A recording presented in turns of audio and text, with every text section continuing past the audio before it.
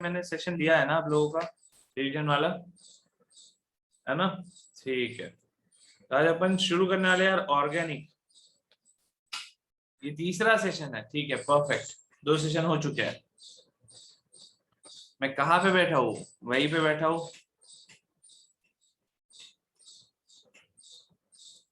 First for organic, yes organic में यहाँ से आप लोगों को स्टार्ट करूंगा। और आज हम लोग बात करेंगे कि ऑर्गेनिक में हम लोग क्या क्या करेंगे, कितना कुछ करेंगे और कैसे ऑर्गेनिक को ढूंढेंगे। ठीक है, चलो सबसे बढ़िया। नहीं नहीं, कोई लोकेशन चेंज नहीं है, लोकेशन वही है। पीछे से ग्रीन स्क्रीन मैंने हटा दिया और कुछ नहीं है। ठीक है, अपन और भी बात करते हैं। हाँ भाई, स्टार्ट हो गया है आदित्य।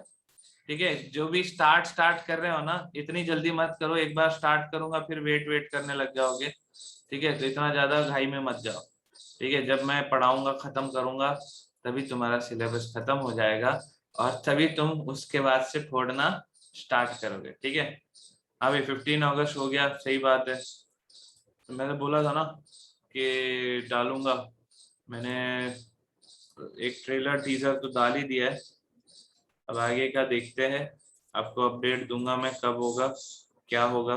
ठीक है, चलो लेक्चर, हाँ 3 बजे तक का लेक्चर है। सेशन आज का जो सेशन है इसमें हम लोग बात करेंगे बहुत सारा ऑर्गेनिक के पूरे फ्लो के बारे में। ठीक है, कि ऑर्गेनिक केमिस्ट्री को हम कैसे डील करेंगे। सबसे पहला आप काम एक छोटा सा ये कीजिएगा, मुझे ये बता दीजिए आप में से कितने लोगों ने नीट, एक सेकेंड ना, हाँ,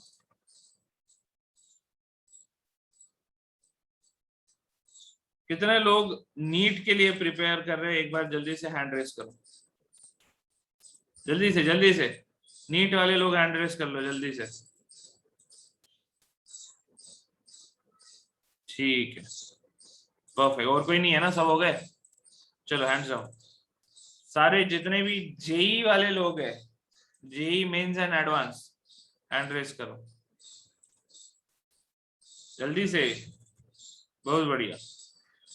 JEE mains advance, hand raise करो। नीट वाले करीब करीब 60 थे। JEE mains advance, hand raise करो भाई सब लोग।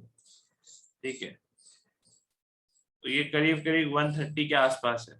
ठीक है, सीईटी के लिए कितने लोग प्रिपेयर कर रहे हैं वो लोग हैंड रेस करो।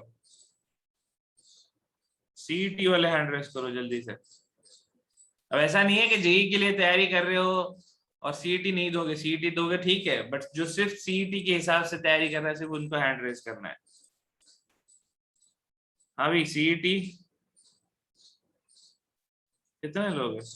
करीब 80 लोग अभी तक मिसिंग है। कितने लोग सिर्फ बोर्ड्स की तैयारी करना चाहते हैं यहाँ पे?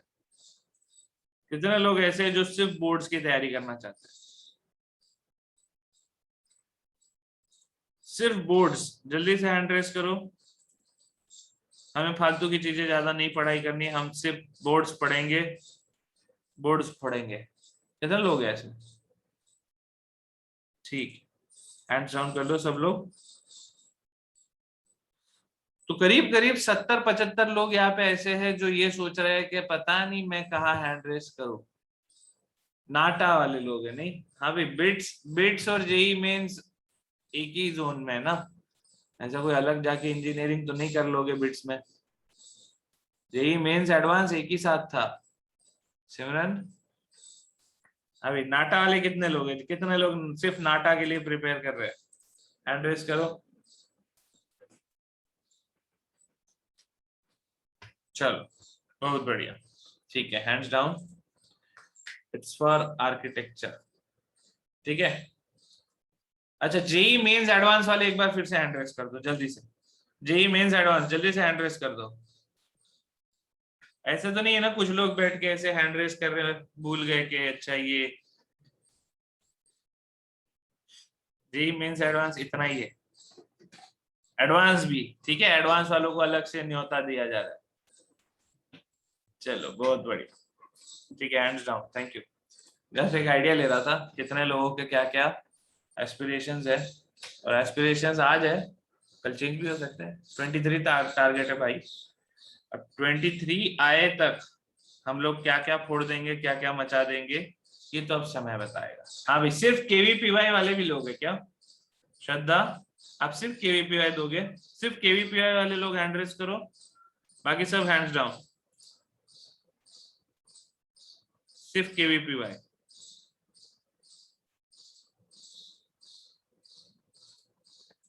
चलो चिल मारो, ठीक है, done. Now the idea, sorry sorry, अब आइडिया क्या है कि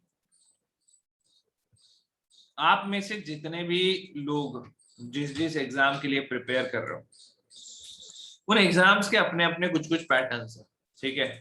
और आप लोग तो ये जानते ही होंगे कि मतलब बेसिक आपका जो प्रोसेस है, अगर हम लोग केमिस्ट्री पढ़ने की बात करते हैं तो हमारा मेन केमिस्ट्री का जो कोर्स बुक है दैट इज एनसीईआरटी। लेकिन जब हम लोग बात करते हैं फ्रॉम द पर्सपेक्टिव ऑफ, हाँ ड्यूअल स्क्रीन है, फ्रॉम द पर्सपेक्टिव ऑफ क्या बोलते हैं, JEE mains, JEE advance, NEET, CET, ठीक है, इनका सबका सबका अपना अपना एक लेवल होता है, ठीक है। तो मैं एक छोटा सा बात के साथ पहले आपका शुरुआत करूंगा कि देखो, कुछ सवाल मेरे सामने फालतू के कभी मत लाना, ठीक है। और वो सवाल क्या क्या है वो मैं जल्दी से आप लोगों को बता देता हूँ, ठीक है। उन सवाल में सबसे पहला एक सवाल है कि हम बोर्ड्स की तैयारी कैसे करेंगे। जिनका नीट, जेई और सीईटी ये टारगेट है, उन लोगों ने ये सवाल कभी मत पूछना मेरे से कि हम बोर्ड्स की तैयारी कैसे करें, ठीक है। और वो क्यों ना करे, क्योंकि एक छोटा सा डायग्राम देखिएगा, ये है बोर्ड्स का सिलेबस, ठीक है। ये है जेई मेंस, नीट, सीईटी का सिलेबस, हाँ बिट्स भी इसमें ही है, ठीक है, जिनको सिर्फ बिट्स में ही जाना है। ये है एडवांस का सिलेबस, नाटा भी आप इधर ही पकड़ के चल सकते हो, ठीक है। मैं थोड़ा सा और आइडिया देता हूँ आपको इनके बारे में। इसमें जेई मेंस जो है ना, जेई मेंस में थोड़े से क्वेश्चन मैथ्स हेवी हो सकते हैं, ठीक है। फिजिकल केमिस्ट्री आपका थोड़ा हेवी रहेगा। नीट, सीईटी इनका ऑलमोस्ट सिमिलर सा होता है, ठीक है। नीट, सीईटी, नाटा कंपैरेटिवली इजियर ही रहेगा, ठीक है, उतना डिफिकल्ट तो नहीं रहेगा, लेकिन नीट, सीईटी और नाटा आप ऑलमोस्ट एक लेवल के क्वेश्चंस लेके चल सकते हो। फिजिकल केमिस्ट्री में इसकी बात करो कि फिजिकल केमिस्ट्री में जेई मेंस का सबसे टफ होता है और फिर बिट्स का टफ होता है, ठीक है। एडवांस की अगर हम बात करें तो एडवांस को भी डिस्कशन में नहीं रखते, क्योंकि एडवांस है ना, जो सबसे टफ पॉसिबल क्वेश्चन है जो केमिस्ट्री में आ सकते हैं वो सिर्फ एडवांस में आएंगे, ठीक है। व्हाट अबाउट एम्स, भाई एम्स ऋतुजा सेम ही एग्जाम होता है ना, नीट देके एम्स में जाते हो ना, भाई एम्स की कोई अलग एआईपीएमटी तो होती नहीं है, वो तो जमाना गया। समझ में आ रहा है, नीट के लिए प्रिपेयर कर रहे हो तो ऐसा थोड़ी एम्स और एम्स में जिनको जाना है उनके लिए थोड़ा हार्ड क्वेश्चन डाल देंगे, इतना ऐसा यार, ऐसे कंफ्यूज क्यों हो। तो नीट जो है, नीट देके ही आप एम्स में जा सकते हो, आप जितने भी स्टेट ये जो मेडिकल कॉलेजेस है उनमें जा सकते हो, ठीक है। Government medical colleges they are all taking through AIIMS, through NEET. उसके बाद आपका BAMS, BHMS, BDS, pharma, physiotherapy, ये सब जितने भी है ये सब नीट के थ्रू होता है, ठीक है। इस बार तो शायद मैंने सुना है नर्सिंग भी नीट के थ्रू है, I am not really sure about that, but आपको एक मैं बस आइडिया दे रहा हूँ कि पेपर आपको प्रिपरेशन किस लेवल का रखना है उस चीज के बारे में मैं बात कर रहा हूँ, ठीक है। नीट हो गया, सीईटी हो गया, नाटा हो गया।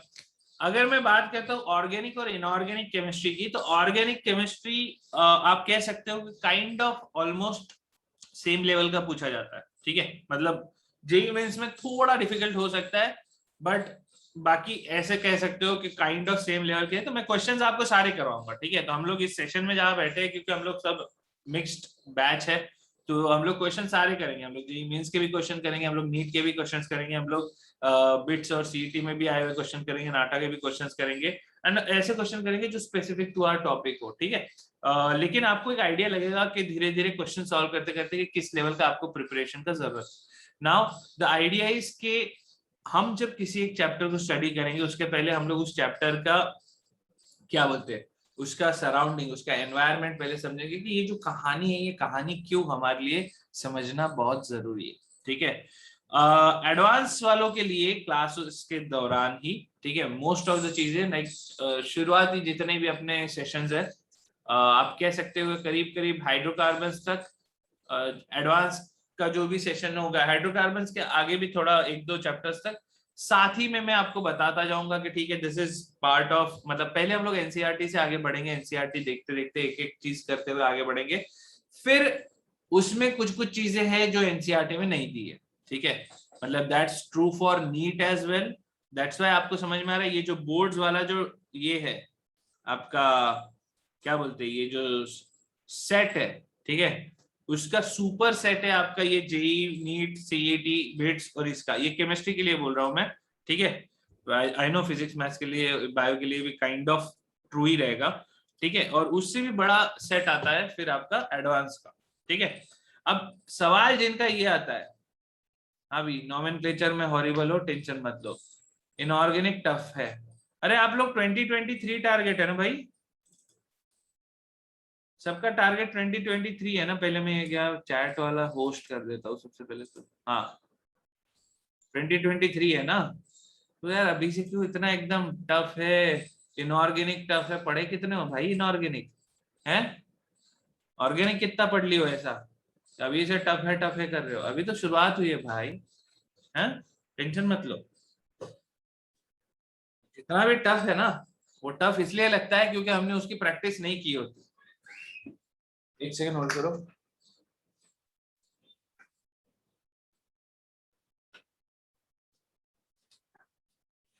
तो जब आप किसी एक चैप्टर को, किसी एक टॉपिक को टफ बोलते हो, उसका मतलब इतना ही होता है कि आपने उस चैप्टर को पढ़ते वक्त थोड़ा आनाकानी किया होगा, अब जाके जब क्वेश्चन उसके आपके सामने आए, आपको क्वेश्चन करते वक्त नहीं चमक रहा है, और कुछ नहीं है इसमें। हाँ मैं ये कहानी क्यों बता रहा था, मैं कहानी इसलिए बता रहा था कि आप में से जितने भी लोग हैं, देखो बोर्ड्स वाले लोग आपकी तैयारी मेरे साथ हो ही जाएगी, ठीक है, ये जो पढ़ते पढ़ते आप लोगों का बोर्ड्स तो कवर होने ही वाला है, मेरी इच्छा ये है कि आप बोर्ड्स कवर करते करते बीच में एक दिन मुझे ये करो सर मैंने तो सोचा था बोर्ड्स की तैयारी करूंगा लेकिन मैं जेई एडवांस की तैयारी कर रहा हूँ, I will be really happy about this, ठीक है, is this a revision lecture, देखो मैं तो जीरो से पढ़ाने वाला हूँ, ठीक है, तो I am taking this as a first lecture. अब मैं क्या कह रहा था कि देखो सबसे पहला है ना मेरे को आज, अब आप अभी मिले हो, दो दो सेशन हो चुके हैं, अब तीसरा सेशन है, अब एक्चुअली पहला थ्योरी सेशन है जहाँ पे मैं पढ़ाना शुरू कर रहा हूँ, तो इसलिए मैं पहले ही ये डाउट आपका क्लियर करना चाहता हूँ, ये इस पूरा बेसिक से करेंगे। मेरे से ये सवाल मत पूछना सर बोर्ड्स आ रहा है, बोर्ड्स की तैयारी कैसे करेंगे, बोर्ड्स में ये सवाल पूछा जाएगा या नहीं पूछा जाएगा, बोर्ड्स एकदम स्टूपिड सा एग्जाम है, ठीक है, और इस बार तो उसने अपने स्टूपिडिटी का लेवल एकदम एक्सट्रीम करके रखा था, लेकिन बोर्ड्स में आप क्या करोगे, बोर्ड्स में आप कुछ नहीं करोगे, पिछले 10 साल के पेपर उठाओगे, 10 साल के पेपर में जितने भी क्वेश्चंस रिपीट हुए वो सारे के सारे क्वेश्चंस के आंसर लिखने का जो तरीका है, जो अंग्रेजी है, वो आप समझ के आंसर लिख के आ जाओ, ठीक है, तो मतलब टू बी वेरी फ्रैंक, नहीं रट लो, हाँ आपके ऊपर है, वो आपकी श्रद्धा है, अभी उसके बाद अगर आप जेई की तैयारी कर रहे हो, तो जेई की तैयारी कर रहे हो तो आपको वो वाला पार्ट जाके रटना नहीं पड़ेगा, वो ऑलरेडी आपको समझ में आ चुका रहेगा, ठीक है, तो उसके बाद आपको बस अच्छी लैंग्वेज में लिखना है, फिर उसके बाद तो आपका लिटरेचर स्किल है कि आप कितना अच्छे से करते हो, ठीक है।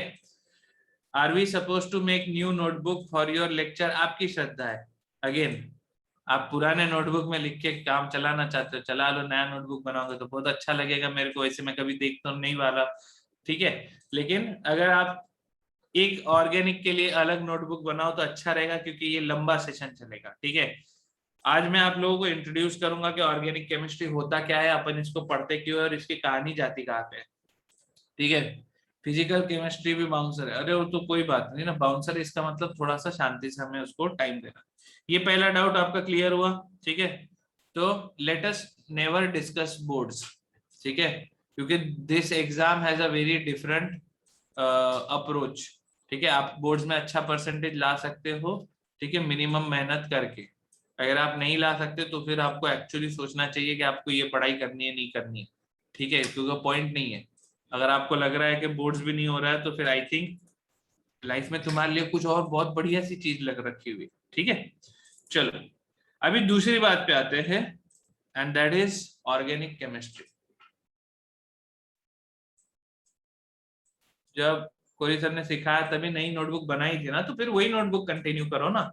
मैं कौन सा ऑर्गेनिक केमिस्ट्री मतलब दूसरे ग्रह की लाके पढ़ाने वाला हूँ, है ना। ऑर्गेनिक केमिस्ट्री के लिए नोटबुक बनाई है, उसी को कंटिन्यू करो यार। किसी भी सर की क्या मतलब है, मतलब हम लोग पढ़ाने एक ही चीज वाले हैं, ठीक है। मतलब मैं बिना देखे भी बोल सकता हूँ कि सर ने सेम चीज पढ़ाया होगा। चलो आगे अपन बात करते हैं अबाउट ऑर्गेनिक केमिस्ट्री। ना ऑर्गेनिक केमिस्ट्री जो है, इसका मैं आपको एक बेसिक इंट्रोडक्शन दूंगा कि हम इसको कहाँ से स्टार्ट करने वाले हैं और हम इसको कैसे डील करने वाले हैं। ऑर्गेनिक केमिस्ट्री मेरे पर्सपेक्टिव से 3 पार्ट है, ठीक है। मतलब इसका जो पहला पार्ट है दैट इज स्ट्रेट फॉरवर्ड आपका नोमेनक्लेचर वाला पार्ट, ठीक है। Sir this is for class 11, this is for दो स्टूडेंट्स जो 2023 में उड़ान भरना चाहते हैं, ठीक है। तो क्लास 11th में है, 12th में है, कभी भी है, आपका 2023 में एग्जाम होगा, मैं ये लेके चल रहा हूँ, बराबर है। हाँ भाई, आप पंछी है फुरफुर, पंछी है एक डाल के। 2023 जो आपका एग्जाम होगा that will be somewhere around April से शुरू हो जाता है, ठीक है, if we go according to pre Covid times, ठीक है। अप्रैल से शुरू हो जाता है, अप्रैल मई जून जुलाई तक चलता रहेगा। Now that leaves you with approximately 22 months, है ना। तो आप अपन अपन क्या लेके चलेंगे, 20 महीना लेके चलेंगे कि अब हमारे पास 20 महीने हैं। अब आप में से कई लोग तो यही पे एकदम लंबी सांस लिए होंगे, हाँ भैया 20 महीना है ना, कोई टेंशन नहीं है कर लेंगे यार, हम तो 2 दिन पहले पढ़ते हैं, है ना। जितने भी लोग ऐसे हैं इन लोगों को पहले ही बता दूं, आखिरी में जब आग लगेगा तब रॉकेट उड़ता नहीं, उड़ जाता है, ठीक है। अब उसमें सबसे बड़ा प्रॉब्लम यही होगा कि आज नहीं टेंशन आएगा आपको, ठीक है। मैं जो बात बता रहा हूँ वही बात बता रहा हूँ जो मैं सालों से देखते आया हूँ, इसलिए मैं चाहता हूँ कि आप लोगों को पहले पता हो तो अच्छी बात है, नहीं पता रहेगा तो फिर ऊपर वाला मालिक है ना। तो बात एकदम सिंपल सी है कि कई कई आप में से कई लोग रॉकेट की तरह होते हैं, आखिरी में आग लगती है और फिर उड़ना शुरू करते हैं, और उड़ने की कैपेसिटी सब में होती है, ठीक है। मेरे से लोगों ने ये तक सवाल पूछा है कि सर 2 महीने बाद नीट है, क्या मैं अभी प्रिपरेशन शुरू करूं तो मैं 650 प्लस स्कोर कर सकता हूँ क्या, ठीक। क्वेश्चन का कोई कोई कोई मतलब नहीं, ठीक है। ये क्वेश्चन का जवाब एक्चुअली ऐसा होना चाहिए था, बेटा तूने 2 महीने में, अभी तुझे लग रहा है कि अभी मैं जीरो से प्रिपरेशन स्टार्ट करूंगा और अब मैं नीट फोड़ लूंगा, पिछले 20 महीने तुम क्या कर रहे थे भाई, हैं। इतना क्यों एंजॉय कर लिए। अगर इतना एंजॉय करना था तो कोई ऐसा एंजॉय करने वाला कोर्स उठा लेते, और आखिरी 2 महीने में ऐसा क्या उखाड़ लोगे जो तुम किसी 20-22 महीने से तैयारी करने वाले को तुम पीछे छोड़ दोगे, मतलब, है ना। ये सवाल मैं बता रहा हूँ, मजाक नहीं कर रहा हूँ। आप में से कई लोग कुछ भी सर, अभी कुछ नहीं, ऐसा ऐसा निकलेगा ना टाइम, एक एक 2-2 महीना ऐसा निकलेगा, एंड आप भी उस पोजीशन में पहुंचोगे जहां पे आखिर के 2-3 महीने में बोलोगे कि अरे सर कुछ समझ नहीं आ रहा, ठीक है। So since we don't want any such thing to happen, हम लोग शुरुआत से ही एक बड़े ही फोकस्ड और प्रिपरेशन, मतलब होता है ना, एक एक एक आपका गोल जो होता है ना, जब आपको एम क्लियर होता है, आपका गोल क्लियर होता है ना, तो आप पहले से ही वो स्टेप्स थोड़े समझदारी से लेना शुरू करते हो। तो इन 20 मंथ्स को अपने को बहुत ढंग से प्लान करना है, ये चीज ध्यान रखना, ठीक है। अब इन टाइम में आप करीब करीब मैं आपको एक बात बता दूं कि this is August, right. Next year मतलब 2022, ठीक है, नवंबर मैक्स दिसंबर, ठीक है। एक टेंटेटिव डेट लिख लेते हैं ताकि अपन उसके अराउंड बात कर सकें। नवंबर 2022 तक आपका पूरा पोर्शन, मतलब अगर आप नीट के लिए प्रिपेयर कर रहे हो तो फिजिक्स केमिस्ट्री बायो, जेई के लिए प्रिपेयर कर रहे हो तो फिजिक्स केमिस्ट्री मैथ्स, ठीक है, एंड बाकी सारी एग्जाम के हिसाब से आपका जितना भी पोर्शन होगा, सारा का सारा पोर्शन नवंबर तक कंप्लीट हो जाएगा। That still leaves you with करीब करीब 5 मंथ्स, ठीक है। Now these 5 months will be for yourself, है ना। दिस इज दैट टाइम जहां पे तुम रोज एक मॉक टेस्ट दोगे, रोज करीब करीब 300 से 400 क्वेश्चन प्रैक्टिस करोगे, and your main concern would be कि अच्छा ये सब मुझे आता है, अगर वो डिफिकल्ट क्वेश्चन आ गया तो मैं कैसे सॉल्व करूं, ठीक है, because you would have studied properly for this next 15-16 months. अब उसके लिए आपको सबसे पहला चीज क्या रखना जरूरी है, आपको अपना मेन एम ध्यान रखना है। और मेन एम, मेन टारगेट क्या रहेगा आपका, कि एक चैप्टर जब आप कवर करो, ठीक है, आप जब एक चैप्टर कवर करते हो, उस चैप्टर को खत्म करने के बाद आप एनसीईआरटी से समझो, है ना, कि क्या आपको लग रहा है कि एनसीईआरटी में कोई पार्ट ऐसा है। जेई मेंस इज इन जनवरी, है ना, करेक्ट, तो अपना टारगेट और जल्दी खत्म करने का रहेगा। बट मुझे नहीं पता अथर्व, अब इस बार सारा सिचुएशन जैसा हो गया है ना, things are getting postpone, but yes let's hope JEE Mains as pre Covid times जनवरी में ही रहेगा, ठीक है। तो एनसीईआरटी जो है, एनसीईआरटी आपको पहले कंप्लीट करना है, उसके बाद आपको अपनी करस्पॉन्डिंग एग्जाम्स के पीवाईक्यू करने। What is PYQ? Previous year questions. Video lag कर रहा है?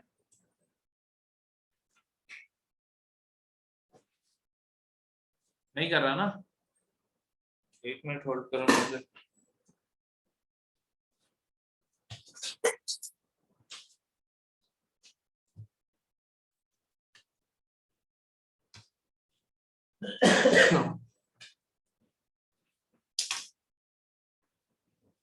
तो मैं कह रहा था कि परफेक्ट ना, चलो बहुत बढ़िया। चैप्टर जब अपन कंप्लीट करेंगे, चैप्टर में आपको पहले खत्म करना है एनसीईआरटी, फिर आपको करना है पीवाईक्यू। पीवाईक्यू क्या होता है? प्रीवियस ईयर्स क्वेश्चन, पिछले 20 साल, 30 साल, 35 साल, ऐसे आपको पीवाईक्यू मिल जाएंगे।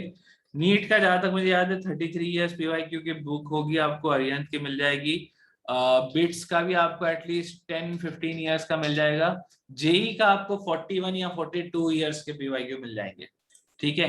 तो ये जो बुक्स है, ये जो पीवाईक्यूज है, ये चैप्टर वाइज बुक्स आपको कवर करना होगा, ठीक है। ये टारगेट आप अभी से बना लो, क्योंकि क्या होगा कि बाद में जाके आप सोचोगे कि इसको मैं बाद में कर लूंगा, बाद में खत्म कर दूंगी, तो फिर पेंडिंग हो जाता है, ठीक है। और एक बार जब चीज पेंडिंग हो जाती है, उसके बाद तो फिर आप मेरे से ज्यादा अच्छा जानते हो, है ना। तो पीवाईक्यू अपन खत्म करेंगे, और पीवाईक्यू के बाद आपको मूव ऑन करना है to practice questions and mock test, ठीक है। अब प्रैक्टिस क्वेश्चंस कहाँ से करोगे? तो there are some nice books, I will suggest you those books, है ना, आप उन बुक्स से क्वेश्चंस कर सकते हो। And the last part will be mock test. तो अपने यहाँ पे तो टेस्ट होते ही रहेंगे, है ना, उसको छोड़ के भी आपको बहुत सारे मॉक टेस्ट आपको ऑनलाइन मिल जाएंगे, है ना। वो मॉक पेपर, एनटीए के पेपर, वो सारे के सारे आपको सॉल्व करने हैं, ठीक है। एररलेस, यस सिद्धेश, आप में से कुछ कुछ लोग एररलेस भी यूज कर सकते हो, है ना। एररलेस जेई एडवांस छोड़ के बाकी सारे लोग एररलेस यूज कर सकते हो, ठीक है। अगर आपका टारगेट जेई एडवांस है, देन आपको थोड़ा सा और डिफिकल्ट बुक की तरफ जाना होगा, क्योंकि फिर क्या है ना, एररलेस के क्वेश्चन सॉल्व करते करते आपको लगेगा अरे मेरे को तो सब आ रहा। अब जब आपको ऐसा लगना शुरू हो जाएगा कि मेरे को सब आ रहा, तो वहां पे फिर टीम इंडिया की तरह आपका बिहेवियर होगा, है ना। इंडियन टीम क्रिकेट में ऐसे ही बिहेव करती है। चल क्या हो गया? चिपकाने वाला? हाँ ठीक है, तो साइड से मान गिर जाएगा, ठीक है। हाँ भाई, Himanshu Pandey, Narendra Awasthi, yes yes, Narendra Awasthi for physical chemistry, ठीक है। फिर फाइनल्स में न्यूजीलैंड आ रही है, अच्छा ठीक है, कोई बात नहीं। तो फिजिकल के लिए आप नरेंद्र अवस्थी यूज कर सकते हो, मैं बता दो आपको एक एक करके। एम एस चौहान, हिमांशु पांडे आप ऑर्गेनिक के लिए यूज करोगे, वीके जायसवाल इनऑर्गेनिक के लिए यूज करोगे, ठीक है। तो ये सारी चीजें हैं जो आपको ध्यान रखना है। दोस्त लोग के साथ रहता हूँ, नहीं श्वेत। ठीक है। What is full form of PYQ? Previous year questions. अब आप ये सीक्वेंस आपको अपने लिए बनाना है, ठीक है। दिस इज अ हैबिट जो आपको बनानी है फॉर एवरी चैप्टर, ठीक है। उसके बिना आगे नहीं बढ़ सकते। आप में से कई लोगों को, मेरे को पता है कि मोल कॉन्सेप्ट में इशू था, है ना। फिर अपना इसमें एटॉमिक के भी हमने देखा काफी सारे इसमें इश्यूज था। तो इश्यूज इसलिए परसिस्ट करते हैं बिकॉज अपने चैप्टर पढ़ लिया लेकिन चैप्टर प्रैक्टिस तो किया ही नहीं। अब चैप्टर प्रैक्टिस नहीं किया तो फिर आपको कॉन्फिडेंस कैसे आएगा, ठीक है। In chemistry only. हाँ तो मैं तो सिर्फ केमिस्ट्री के बुक्स का ही नाम बताऊंगा, ठीक है। 500 days till 1st January 2023। Thank you so much Aditya.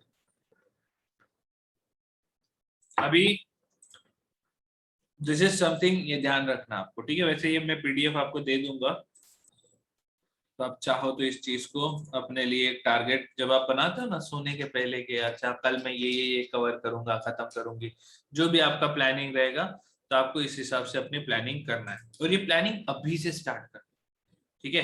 Because planning जो होता है ना, प्लानिंग का एक बहुत ही बड़ा आउटकम होता है फेलियर। जब भी आप कुछ प्लान करते हो ना, it is bound to fail. ना प्लानिंग और फेलियर के बीच में क्या मिलती है? प्लानिंग और फेलियर के बाद आपको समझ में आता है लर्निंग। आपको समझ में आता है कि आपकी प्लानिंग कहाँ पे फेल हुई, एंड उस लर्निंग को आप फिर अप्लाई करते हो और फिर से प्लान करते हो for next failure, till you reach a point where this आपका ये जो लॉजिक गेट है, वो लॉजिक गेट आपको सक्सेस की तरफ ले जाए, ठीक है। तो ये जो है, this happens once, this will happen every day. समझा के ये बात? Every day. एनसीईआरटी से थ्योरी करे या क्वेश्चन करे, एनसीईआरटी से क्वेश्चन कर लो सिद्धेश, थ्योरी कहीं से भी पढ़ लेना। कमाल का क्वेश्चन है यार। एनसीईआरटी से क्वेश्चन कौन करता है? एनसीईआरटी से क्वेश्चन पूरी दुनिया को पता है। चलो आगे बात करते हैं अपन। तो ये चीज अब मैं बता इसलिए रहा हूँ क्योंकि मेरे को लगता है ये आपको पता होना चाहिए, क्योंकि this will happen with you. मतलब आपसे, आप लोगों का महीने भर बाद ये आना शुरू होगा, सर इतना कर रहा हूँ, इतना दिन में इतना ही पढ़ पा रहा हूँ, दिन में इतना घंटे ही मेरे ये हो पा रहा है, ठीक है। How to plan, take one session on this, ये तो दे दिया मैंने। इतने में इनफ है। प्लान करो, फेल करो, लर्न करो, प्लान करो, फेल करो, लर्न करो। यहाँ से सीखते हो, ठीक है।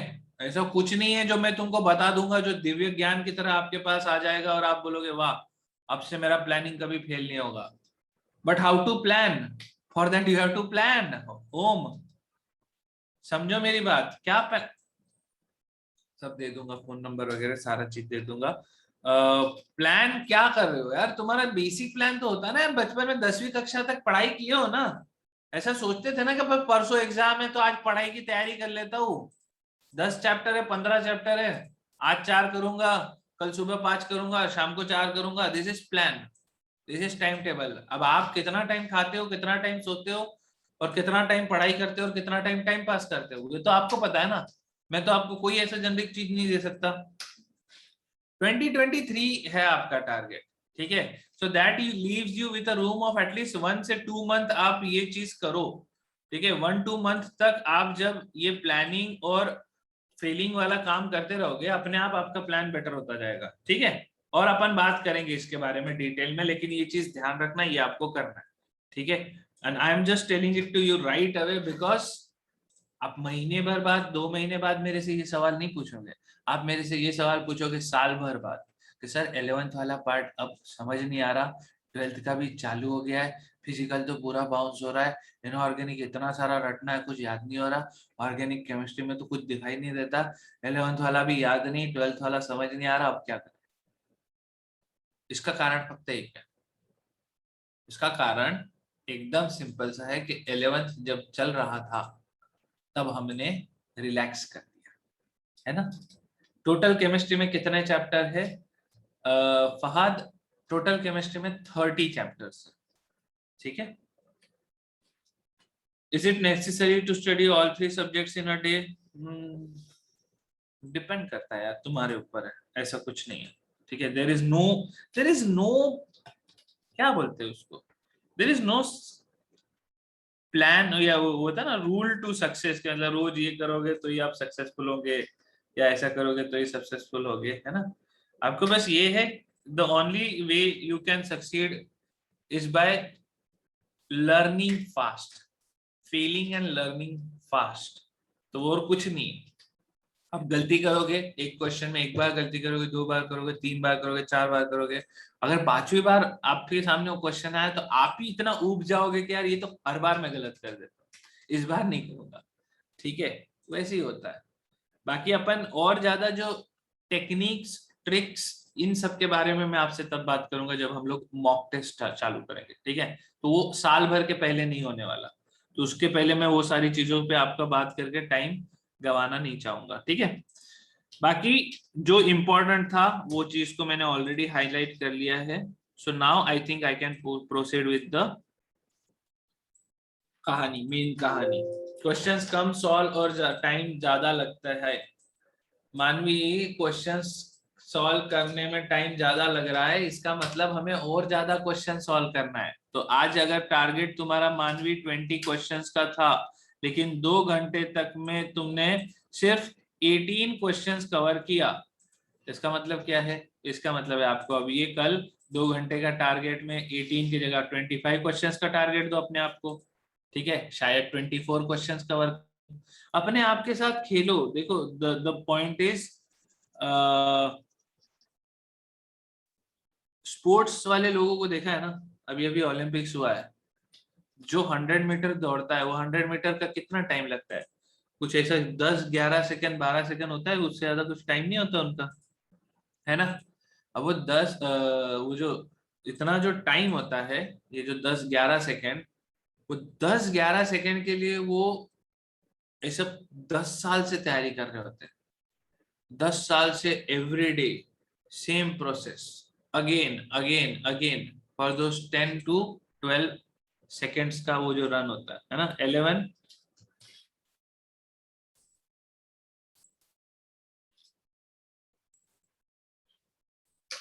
क्या श्वेत ने तुमने क्या पूछा है? मैं समझ नहीं आया। ठीक है, थोड़ा सा है ना, एलैबोरेट करके लिखो। क्या होता है कि आप ऐसे अपने फ्रेंड्स के साथ चैट कर रहे हो वैसे लिखोगे तो फिर मैं ना थोड़ा समझ नहीं पाऊंगा, मैं थोड़ा वो हूं ना, अ, नवा हूं ना। ठीक है, why people say chemistry is scoring? Because chemistry is scoring. Chemist अच्छा चलो, एक छोटी सी बात और। ठीक है, now this is chemistry is scoring, that is true for JEE students, engineering students. जितने भी मेडिकल वाले हैं उनको मैं बोलूंगा पहले तो बायो करो, पहला स्कोरिंग बायो है, उसके बाद केमिस्ट्री आता है। केमिस्ट्री स्कोरिंग बिकॉज फिजिक्स और मैथ्स की अगर आप बात करते हो, फिजिक्स मैथ्स में आप जब तक पेन नहीं उठाते, पेपर पे डायग्राम नहीं सॉल्व करते, इक्वेशन नहीं लिखते, तब तक आपका आंसर नहीं आता। केमिस्ट्री में आप क्वेश्चन देखते हो, क्वेश्चन देखते ही आपको समझ में आता है आपको आता है या नहीं आता। आप समझ रहे हो मैं क्या कहना चाहता हूँ? क्वेश्चन पढ़ने के, क्वेश्चन का लास्ट वर्ड तक पहुंचते पहुंचते आपको चमक जाता है कि भाई अपने को नहीं मालूम। उसके लिए आपको क्वेश्चन पूरा सॉल्व करने के बाद जाके आंसर नहीं मिलता। तो केमिस्ट्री अगर मैं आपको बताऊं तो मैंने 2008 में जेई का जो पेपर मैंने दिया था 2008 में, तो मेरा 3 घंटे का जो पेपर था उसमें मैंने मैक्सिमम 35 मिनट स्पेंड किया था केमिस्ट्री पे। ठीक है, अराउंड 1 आवर स्पेंड किया था मैंने फिजिक्स पे, वन वन 1 आवर 15 मिनट जितना स्पेंड किया था फिजिक्स पे, और 1 आवर जितना स्पेंड किया था मैंने मैथ्स पे। मेरे को मैथ्स नहीं मालूम पसंद था, मतलब मेरे को था कि यार बहुत टाइम वेस्ट होता है। तो मैंने, अब केमिस्ट्री आप सोचो 35 मिनट से मैंने स्पेंड किया था, लेकिन मेरा मैक्सिमम स्कोर था केमिस्ट्री में। मतलब अगर मैंने जेई क्रैक किया है तो it was on the basis of chemistry, और मैंने वो 3 घंटे के पेपर में उसको कितना टाइम दिया? 35 मिनट्स। अब आप ये इस चीज को अगर आप सोचो तो वो होता है ना, आप रिटर्न ऑन इन्वेस्टमेंट बोलते हैं बिजनेस वाले लोग, कि आपने इतना समय डाला, उस समय के मुबदले में आपको कितना मार्क्स मिला। तो केमिस्ट्री में आप ज्यादा स्कोर कर सकते हो, फिजिक्स, केमिस्ट्री, मैथ्स में। ठीक है, तो मेरा रैंक था 2204। मैं आईआईटी खड़गपुर से manufacturing science, this is from the department of mechanical engineering, इसमें मैंने अपना ग्रेजुएशन किया 4 इयर्स का। I completed my graduation in 2012। ठीक है, डन। आगे बढ़ते हैं, अब हम लोग बात करते हैं ऑर्गेनिक की। ठीक है, प्लीज अब थोड़ा सा फोकस कर लो, because I really want you to understand this very beautiful subject. अरे स्कोर क्या था वो सब नहीं मालूम यार अभिजीत, अब उतना कौन याद रखेगा, ठीक है। Chemistry is weak point from childhood.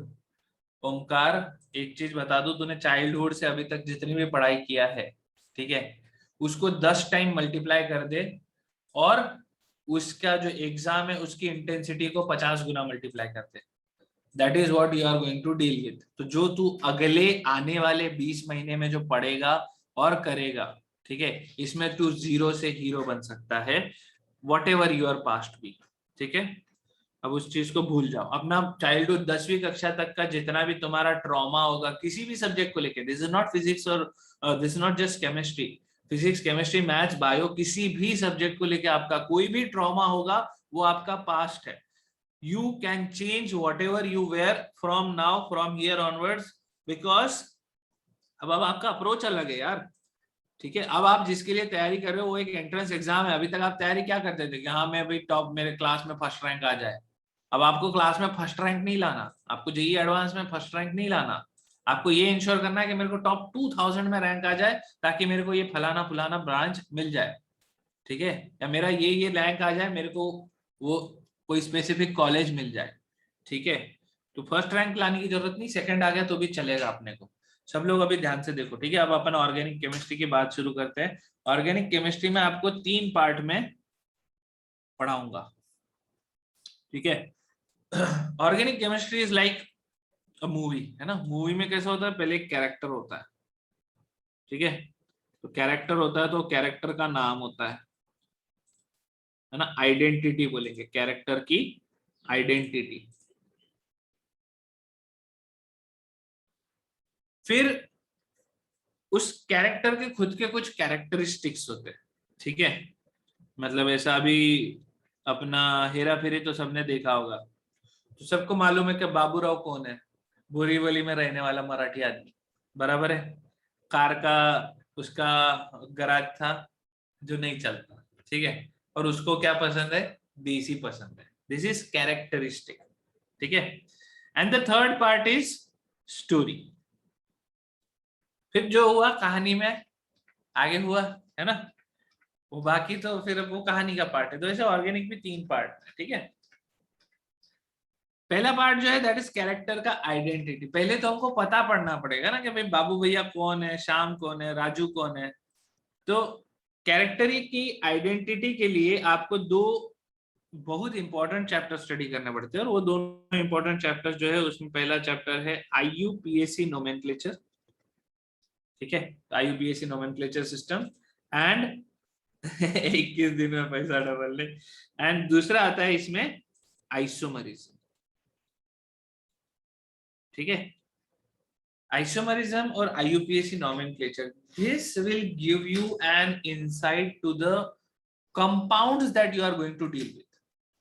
किस टाइप के लोग मिलेंगे, ठीक है। आपको एल्डिहाइड मिलेगा, कीटोन मिलेगा, अल्कोहल मिलेगा, अमीन मिलेगा, ये सारे जो कैरेक्टर्स है, ठीक है, उनका नाम हम यहां से डिफाइन करेंगे। अब आते हैं कैरेक्टरिस्टिक की बारी में, ठीक है। कैरेक्टरिस्टिक में हम लोग पढ़ते हैं जनरल ऑर्गेनिक केमिस्ट्री। क्या होता है, देखो अब ये मूवी के टर्म में मैं बात कर रहा हूं इसलिए मैं इसको कैरेक्टरिस्टिक बोल रहा हूं, ठीक है। अगर ऑर्गेनिक केमिस्ट्री एक लैंग्वेज होता तो कैरेक्टर की आइडेंटिटी इज वर्ड्स जो डिक्शनरी में होते हैं, characteristic would have been grammar, ठीक है। तो आप ये सोचो कि कार्बोकटायन, एक कार्बन है जिसके ऊपर प्लस चार्ज है। कार्बन के ऊपर अगर प्लस चार्ज है तो वो कार्बन कहीं ना कहीं से इलेक्ट्रॉन को गेन कर सकता है। अगर इलेक्ट्रॉन कोई दे नहीं रहा है तो किसी के साथ इलेक्ट्रॉन शेयर कर सकता है, बट उसके पास इलेक्ट्रॉन नहीं है तभी तो उसके ऊपर प्लस चार्ज है। This is characteristic of a carbocation. तो जनरल ऑर्गेनिक केमिस्ट्री जो होता है, जनरल ऑर्गेनिक केमिस्ट्री को हम लोग 3 पार्ट में ब्रेक करते हैं, ठीक है। पहला पार्ट क्या होता है, पहला पार्ट होता है इलेक्ट्रॉन डिस्प्लेसमेंट इफेक्ट। क्योंकि हम इवेंचुअली क्या समझना चाहते हैं, हम समझना चाहते हैं कि केमिकल रिएक्शन क्यों हुआ, ऑर्गेनिक केमिस्ट्री में एक ऑर्गेनिक कंपाउंड फॉर्म हुआ तो क्यों हुआ, फॉर्म हुआ तो किससे हुआ, ये फॉर्म होने के दौरान इसमें हमें क्या डालना पड़ा, ये सारी चीजों को आपको स्टडी करना है। तो इसका मतलब ये है कि आप एक रिएक्शन को स्टडी करना चाहते हो, रिएक्शन की शुरुआत, रिएक्शन का मिड, रिएक्शन का एंड, ये आप पूरा का पूरा पाथ प्रेडिक्ट करना चाहते हो। Now these paths are true for a lot of reaction. मतलब आप सोचो, मतलब कई जो रिएक्शंस होंगे वो सिमिलर पैटर्न शो कर रहे होंगे, ठीक है। तो वो जो पैटर्न होगा, that pattern is a grammar. कि अगर आपके पास एक इलेक्ट्रॉन एक प्लस चार्ज वाला या लेस इलेक्ट्रॉन डेंसिटी वाला कार्बन है, तो वो इलेक्ट्रॉन गेन ही करेगा, वो इलेक्ट्रॉन किसी को डोनेट नहीं कर पाएगा। तो अब आपको इलेक्ट्रॉन गेन करने वाला पैटर्न जो है उसको स्टडी करना है, and then you will understand the कि ये किस ग्रामर को फॉलो कर रहा है, ठीक है। ये सारा हम बात करते हैं जनरल ऑर्गेनिक केमिस्ट्री में, ठीक है। That is basically the grammar of this whole thing. Why do we learn GOC after IUPAC? We should complete first with characters. हाँ, तभी तो हम लोग GOC हम लोग IUPAC के पहले, नहीं क्या बोल रहे हो तुम? Why do we learn GOC after IUPAC? Characteristics है वो GOC। अभी तो पहले कैरेक्टर को तो समझना होगा ना। यहाँ पे सिर्फ ऐसे थोड़ी कि बाबू भैया राजू और श्याम है। यहाँ कम से कम 25,000 ऐसा ऑर्गेनिक कंपाउंड्स शायद आप उनके नाम बता सकते हो। 25,000 के नाम आप बता पाओगे? कितने हैं? बहुत है, ठीक है। UPSC nomenclature system is a rule by which you can name these compounds. अब आप इमेजिन कर लीजिए, अगर मैं मीथेन से लेके 2 डेकेन तक भी बात कर लूं तो दैट मेक्स 12 कंपाउंड्स। अब अगर हमारे पास 10 फंक्शनल ग्रुप है, ठीक है, तो एक सिंगल फंक्शनल ग्रुप और सिंगल कार्बन चेन, इससे आपको 120 कंपाउंड मिल गए। अब आप लगा लो, इसमें अगर एक कार्बन चेन में 2 फंक्शनल ग्रुप होते तो क्या होता, वो दोनों फंक्शनल ग्रुप की पोजीशंस कहाँ होती, उन पोजीशंस के बेसिस पे उसमें आइसोमरिज्म क्या क्या होता, आइसोमरिज्म के बेसिस पे आप अंदाजा लगाते, अच्छा ये सिस है, ये ट्रांस है, ये आर है, ये एस है, ये ऑप्टिकली एक्टिव है, ऑप्टिकली इनएक्टिव है। आप इमेजिन कीजिए एक कंपाउंड के अराउंड नहीं बोलते बोलते तो 20 कंपाउंड तो ऐसे बन जाते हैं, ठीक है, जस्ट गिनती करते करते। तो नोमेनक्लेचर की अगर आप बात करो तो आप बहुत सारे कंपाउंड्स का नाम by the end of this sessions, not this session but ये जो फर्स्ट कैरेक्टर आइडेंटिटी वाला सेशन आप बता पाओगे, ठीक है। सब कुछ ऊपर से गया, कोई बात नहीं यशस्वी, मैं अभी बस ये बताने की कोशिश कर रहा हूँ कि कहानी बहुत लंबी है, धीरे धीरे समझ में आएगा। Electron displacement effect. अब हम लोग जनरल ऑर्गेनिक केमिस्ट्री में हम लोग क्या बात करते हैं, हम बोलते हैं कि यार रिएक्शन कैसे होता है। अब आपको पता है ना एक कोवैलेंट बॉन्ड क्या है, ये तो सबको पता है। अब ये कोवैलेंट बॉन्ड, एक ने अपना एक इलेक्ट्रॉन दिया, दूसरे ने अपना दूसरा इलेक्ट्रॉन दिया, दोनों इलेक्ट्रॉन आपस में शेयर हो गए, दोनों के बीच में बना एक सिंगल बॉन्ड। अब ये सिंगल बॉन्ड को तोड़ना पड़ेगा अगर हमें रिएक्शन को आगे ले जाना है। अब ये सिंगल बॉन्ड टूटेगा कैसे? क्या ये दोनों इलेक्ट्रॉन इसके पास जाएंगे? क्या ये दोनों इलेक्ट्रॉन इसके पास जाएंगे? क्या ये दोनों इलेक्ट्रॉन हाफ हाफ स्प्लिट होंगे? This gives rise to 3 different types of intermediates. Carbocation बनता है, कार्बन आयन बनता है, कार्बन फ्री रेडिकल बनता है। अब इन सब free radical, carbocation, carbon ion, इनका फॉर्मेशन में जो सबसे अहम भूमिका निभाता है वो कौन निभाता है? इलेक्ट्रॉन डिस्प्लेसमेंट इफेक्ट निभाता है, ठीक है। इसमें इफेक्ट किस टाइप के होते हैं? कुछ कंपाउंड्स ऐसे होते हैं या कुछ मॉलिक्यूल्स या कुछ एटम्स ऐसे होते हैं जिनको इलेक्ट्रॉन अपने तरफ खींचने की आदत होती है। जैसा आप लोगों ने इलेक्ट्रोनेगेटिविटी पढ़ा है ना, इलेक्ट्रोनेगेटिविटी में कैसा होता है, कुछ कंपाउंड को अपने तरफ कुछ एटम्स क्या होता है अपना इलेक्ट्रॉन को खींचने की आदत होती है, तो शेयर्ड पेयर ऑफ इलेक्ट्रॉन को खींचते। कुछ होते हैं जो लेस इलेक्ट्रोनेगेटिव होते हैं, छोड़ देते हैं, है ना, नहीं पकड़ पाते। आइसोमरिज्म का मतलब क्या है? आइसोमर्स का मतलब होता है 2 कंपाउंड जिनका मॉलिक्यूलर फॉर्मूला पूरा का पूरा सेम है लेकिन कंपाउंड अलग है, ठीक है। मॉलिक्यूलर फॉर्मूला सेम है दोनों का। अगर आप इथेनॉल की बात करो, शराब है ना, सुना तो होगा ही आपने। शराब जो होता है दैट इज C2H5OH, ठीक है। ये और इसका एक आइसोमर है CH3OCH3, इसको बोलते हैं ईथर। ये है ईथर और ये है इथेनॉल। दोनों का फॉर्मूला लिख के देखोगे तो C2H6O, सेम केमिकल फॉर्मूला है लेकिन एकदम अलग कंपाउंड है। एक को आप पी सकते हो, दूसरा आप पी लो तो आप फिनिश भी हो सकते हो, ठीक है। कहने का तात्पर्य इतना ही है कि केमिकल फॉर्मूला सेम होने से कंपाउंड सेम नहीं हो जाता। ये बात हम लोग स्टडी करेंगे आइसोमरिज्म, ठीक है। तो we still would be talking about the identity of compounds. Electron displacement effect will define for us के इलेक्ट्रॉन का मूवमेंट किस तरह से किसी भी एक केमिकल रिएक्शन को अफेक्ट करता है, ठीक है। तो जीओसी जो है ये चैप्टर, इसमें हम लोग मेजरली यही स्टडी करेंगे कि रिएक्शन के दौरान रिएक्टेंट से प्रोडक्ट का जो जर्नी है, वो रिएक्टेंट से प्रोडक्ट का जर्नी किस स्टेप के थ्रू आगे बढ़ा, ये हमें प्रेडिक्ट करना है, ठीक है। तो ये कुछ स्पेसिफिक स्टेप्स होते हैं जो अपन ग्रामर की तरह स्टडी करेंगे, ठीक है, और इन्हीं को फिर हम लोग थ्रू आउट आगे अप्लाई करेंगे।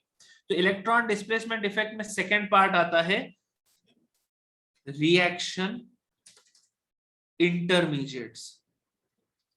अब इंटरमीडिएट्स का मतलब क्या होता है? रिएक्शन के दौरान बीच में जो चीज फॉर्म हुई, ठीक है, रिएक्शन के दौरान रिएक्टेंट से प्रोडक्ट के जर्नी के बीच में जो भी फॉर्म हुआ है उसको हम बोलते हैं रिएक्शन इंटरमीडिएट। इसमें कार्बन के ऊपर प्लस चार्ज आ सकता है, इसमें कार्बन के ऊपर माइनस चार्ज आ सकता है। कुछ टाइम आप ये इंटरमीडिएट को सेपरेट आउट कर सकते हो, कुछ केसेस में आप ये इंटरमीडिएट देख पाते हो, कुछ केसेस में आप एक बस गेस कर सकते हो कि अच्छा शायद वो इस रास्ते से गया होगा तब जाके हमको वो प्रोडक्ट मिला, ठीक है। मैं जो बताने की कोशिश कर रहा हूँ इसको बस तुम एक बेसिक अंडरस्टैंडिंग में लेके चलो। इसके अभी इसमें कार्बन और सारे एलिमेंट्स को प्लेस करने की कोशिश मत करो, पहले बस ये समझो कि किस हिसाब से ये पूरा का पूरा सिस्टम बना हुआ है। तो रिएक्शन इंटरमीडिएट में रिएक्टेंट से प्रोडक्ट के फॉर्मेशन के बीच में जो कुछ फॉर्म हुआ होगा, है ना, कुछ बॉन्ड टूटे होंगे, कुछ नए बॉन्ड फॉर्म हुए होंगे। तो जो बॉन्ड टूटा होगा तो टूट के क्या बना होगा कि उसके ऊपर किसी ने अटैक करके वहां पे नए बॉन्ड फॉर्म कर दिए, वो होता है इंटरमीडिएट, ठीक है। And the third and the most interesting part of this GOC is reaction mechanism, ठीक है। This is the actual grammar.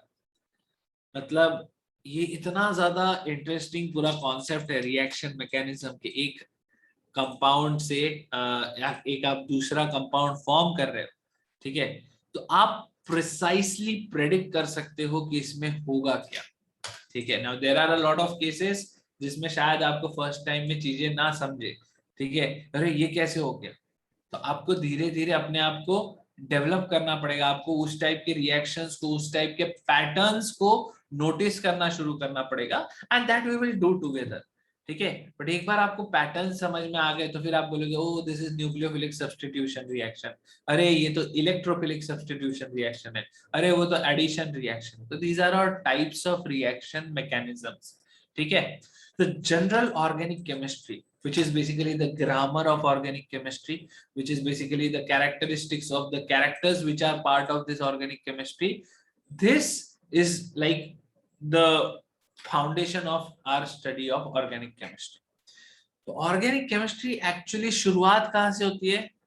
इसकी स्टोरी जो है कि कौन था हीरो, कौन था विलन, हीरो ने हीरोइन को कहाँ लेके गया, विलन ने वहां पे किडनैप कर लिया, ये जो भी हुआ what ever will be the part of that story, ये हम लोग देखेंगे इन द थर्ड पार्ट, जहां पे हम लोग बात करेंगे स्टार्टिंग फ्रॉम हाइड्रोकार्बन्स, फिर हलाइड्स, है ना, हैलोजन कंपाउंड्स जो होते हैं, अल्काइल हलाइड्स, अराइल हलाइड्स, ठीक है। उसके बाद alcohol, phenol, ether, aldehyde, ketone, आपका कार्बोक्सिलिक एसिड, फिर आपका क्या बोलते हैं अमीन्स, उसके बाद आएगा polymers and biomolecules.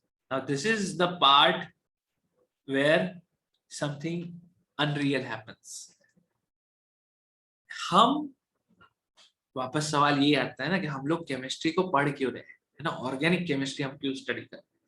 Now everything around us, अपना जो भी है, अब ये सोचो, ये जो मेरे हाथ में एक पेन, ठीक है, technically it is made up of a polymer, carbon का एक पॉलीमर है, उस पॉलीमर में कुछ कुछ प्रॉपर्टीज होगी, ठीक है, whatever be the properties, उन प्रॉपर्टीज को यूज करके उन प्रॉपर्टीज के एप्लीकेशन जो है, that is all the product that we have around us right now. आप मुझे देख रहे हो कंप्यूटर स्क्रीन पे, अपने फोन के स्क्रीन पे, टैबलेट के स्क्रीन पे, आपके हाथ में जो टैबलेट है, आप इमेजिन कीजिए उसका जो स्क्रीन है, that screen is a polymer, उसका जो बॉडी है दैट इज अ पॉलीमर, उसके अंदर जितनी भी चीजें बनी हुई है they are polymers, they are all compounds, ठीक है। Second last, this is biomolecules and polymers and biomolecules. मेरे को लिखने में थोड़ा आलस आ रहा था कि बहुत सारा लिखना पड़ रहा था, लेकिन चलो, पॉलीमर, ठीक है, बायो मॉलिक्यूल्स, 12th स्टैंडर्ड का सेकंड थर्ड लास्ट और सेकंड लास्ट चैप्टर है ये, पॉलीमर्स एंड बायोमोलिक्यूल्स। जो लास्ट चैप्टर है that is chemistry in everyday life. तो this is the part where हमारा जो स्टडी है फ्रॉम बेसिक स्मॉल एटम्स से एक ऐसे मॉलिक्यूल की तरफ पहुंचता है which is a building block of human life और any living creature. Organic chemistry, ये नाम आया कहां से? ऑर्गेनिक केमिस्ट्री का मतलब होता है anything that comes from some organism, something that was once alive, ठीक है। And this is the part जहां पे हम ये पूरा बेसिक कहानी, जितना भी कार्बन, हाइड्रोजन, ऑक्सीजन, इन सब के स्टडी को लाके हम उस पॉइंट पे छोड़ेंगे जहां पे वो हमारे रियल लाइफ का पार्ट बन जाता है, जिसके बाद हम इसको समझना शुरू करते हैं। And this is actually the part where like chemistry hands over the baton to biology, एंड फिर आगे का जो कहानी है फिर आप बायो में स्टडी करते हो, ठीक है। What is above polymers? अरे लिखने की जरूरत नहीं है, ये आपको मैं दे दूंगा, carboxylic acids and amines.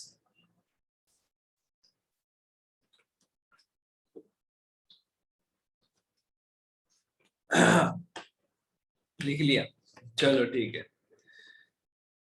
Does organic chemistry mainly consist of carbon compounds? Yes.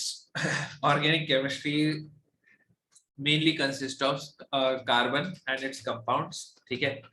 अगर आप अर्थ की बात करो, हमारा जो प्लैनेट है, हमारे प्लैनेट पे 80% ऑफ ऑल द कंपाउंड्स, ठीक है, we are also some kind of a compound, ठीक है। मेरे हाथ में एक कप है, ये भी एक काइंड ऑफ कंपाउंड से बना हुआ है, पेन वेन जितना भी आपके आसपास चीजें, सब किसी न किसी एक केमिकल से बना हुआ है, ठीक है। तो 80% of all the chemical compounds around us in this world, on this planet, are carbon and its compounds. 80%, मतलब एक अकेला कार्बन ने इतनी बड़ी कहानी रची हुई है, ठीक है। तो अगर आप महाभारत देखे होंगे तो उसमें जैसे वो एक होता ना शुरुआत में, पुरानी वाली महाभारत में शुरुआत में आता है मैं समय हूँ, है ना। तो मैं समय हूँ का मतलब है कि वो पूरी कहानी समय बता रहा है। आप ये समझ लीजिए इस महाभारत का जो समय है वो कार्बन है, ठीक है। और उसमें पूरा का पूरा ये जो है ऑर्गेनिक नरेटर, एग्जैक्टली तुषार, ये पूरा जो ऑर्गेनिक केमिस्ट्री का नरेटर है कार्बन, ठीक है। एंड 80%, आप बिलीव कर रहे हो, 80% of all the existing chemical compounds on this planet are organic compounds and they are bound to increase. कम होने की तो बात ही नहीं कर रहा मैं। बाकी 117 एलिमेंट जो है पीरियोडिक टेबल में, वो सब मिलके 20% ऑफ द कंपाउंड्स बना पाते हैं, ठीक है। तो बहुत ही अच्छा सवाल पूछा सिद्धेश ने, यही से तो शुरू होती है ऑर्गेनिक केमिस्ट्री। वाई कार्बन, है ना। सबसे पहला सवाल आता है why carbon only has this specific feature और दिस स्पेसिफिक एट्रीब्यूट। तो कार्बन के पास कुछ खास शक्तियां है, कौन बता सकता है? वेरी गुड, बहुत बढ़िया, जल्दी जल्दी सबका आंसर चाहिए। ये तो 10वीं कक्षा में पढ़ा है भाई, 1 मार्क का क्वेश्चन आता था इसके ऊपर। क्या बात है, टेट्रावैलेंसी, है ना। एक बहुत ही इंटरेस्टिंग पार्ट है टेट्रावैलेंसी। बोले तो क्या, कार्बन 4 बॉन्ड बना सकता है, दूसरा एक प्रॉपर्टी क्या है, catenation. Carbon can form bond with itself, ठीक है, और अपने साथ ही लगातार बॉन्ड बनाते बनाते बनाते बनाते बनाते जा सकता है, कंटिन्यूअसली बनाते रह सकता है, ठीक है, दैट इज कॉल्ड कैटिनेशन। इसका तीसरा जो बहुत इंपॉर्टेंट प्रॉपर्टी है वो है इसका small size. Carbon belongs to second period, सही बात है, सेकेंड पीरियड का है carbon, atomic number 6, electronic configuration 2,4, outermost shell में 4 इलेक्ट्रॉन है, ठीक है, इसकी टेट्रा वैलेंसी है, इट कैन शो कैटिनेशन। आप इमेजिन करो, कैटिनेशन का मतलब carbon can form bond with carbon, है ना, मतलब एक कार्बन दूसरे कार्बन के साथ बॉन्ड कर सकता है और हर कार्बन 4 बॉन्ड बना सकता है। आय हाय क्या बात है। तो अगर एक कार्बन 4 अलग कार्बन के साथ बॉन्ड बनाए और वो कार्बन भी 4 अलग कार्बन के साथ बॉन्ड बनाए और वो कार्बन भी आगे 4 अलग कार्बन के साथ बॉन्ड बनाते जाए, तो आपको क्या मिलेगा, हर कार्बन अगर 4 अलग कार्बन के साथ बॉन्ड बनाते जाए तो आपको क्या मिलेगा, यस आपको मिलेगा हीरा, क्योंकि हीरा है सदा के लिए।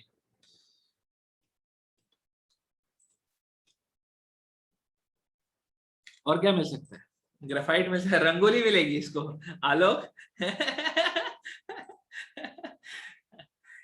Hariom, yes I have a chemistry lab. Actually अभी थोड़ा सा मैंने सेटअप शिफ्ट किया है, तो my lab will start in some time, ठीक है। हाँ भाई, आदित्य का कहना है कि सिलिकॉन्स भी वैसा है, इंटरेस्टिंग। बात करते हैं फुलरीन, यस ग्राफाइट, एलोट्रोप्स की भी बात करते हैं अपन, कार्बन के एलोट्रोप्स की भी बात करता हूँ, 2 मिनट होल्ड करो। पहले मैं एक सिलिकॉन वाला बात बता दूं, सिलिकॉन किसने बोला था, सॉरी यार मैं नाम भूल गया। सिलिकॉन जो होता है ना उसमें क्या होता है, SiO(Si), सिलिकॉन ऑक्सीजन सिलिकॉन, ऐसे लिंकेज होते हैं। ऑक्सीजन की वैलेंसी 2 होती है, सिलिकॉन की वैलेंसी 4 होती है, लेकिन सिलिकॉन का साइज बड़ा होता है। सिलिकॉन का साइज बड़ा होने के चलते वो कैटेनेशन शो नहीं कर पाता, अच्छे से शो नहीं कर पाता। Even that is true for like most of the compound which most of the elements that are there in the periodic table, कि उनका साइज बड़ा हो जाता है, उसके चलते वो लोग ढंग से इस टाइप की प्रॉपर्टी शो नहीं कर पाते। Now that's the beauty of carbon, कि वो छोटा सा है, 4 बॉन्ड बनाता है, कैटिनेशन भी शो कर सकता है, and that combination is deadly, ठीक है। बकमिंस्टर फुलरीन एक बहुत ही इंटरेस्टिंग कंपाउंड है, बकमिंस्टर फुलरीन। 1993 के 92 या 93 के जेई के पेपर में ये क्वेश्चन आया था, ठीक है। ये क्वेश्चन कुछ शायद 1 मार्क का क्वेश्चन था, 1 या 2 मार्क का क्वेश्चन था, that was the JEE advance में, मतलब एडवांस का नाम तब मेंस था, ठीक है। तो जेई में एडवांस में एक क्वेश्चन आया था बकमिंस्टर फुलरीन पे, 1 या 2 मार्क का क्वेश्चन था कि how many carbon atoms are there in a molecule of a fullerene, ठीक है। नाउ बकमिंस्टर फुलरीन, नहीं आप लोगों को पता है 60, यस यस, फुटबॉल आपको पता है, मेरे को मालूम है, लेकिन 93 में ये नहीं पता था। क्यों? क्योंकि 93 में ही जिन्होंने फुलरीन के मॉलिक्यूल का स्ट्रक्चर बताया था, जिन्होंने ये जो जियोडेसिक स्ट्रक्चर बोलते हैं, ठीक है, जियोडेसिक स्ट्रक्चर का मतलब ये होता है कि जो आपका डोम होता है ना, ऐसा डोम टाइप का आप देखते हो, ठीक है, बहुत बड़ा ताजमहल, ताजमहल में ऐसा ऊपर डोम बना है। अब आप इमेजिन कीजिए ताजमहल कितना बड़ा है, और उसमें वो डोम उस तरह से बैलेंस्ड है कि बीच में कोई पिलर का सपोर्ट नहीं है। आप इमेजिन कर लो आपके घर में कितना डिस्टेंस पे पिलर लगाना पड़ता है। हाँ, एक रूम से दूसरे रूम में जाते हो तो आपको पता चलता है, किसी के घर में बड़ा सा हॉल होगा तो उसको पता होगा बड़े हॉल में बीच में पिलर खड़ा है? अगर आप बीच में पिलर नहीं रखोगे तो फिर जय माता दी।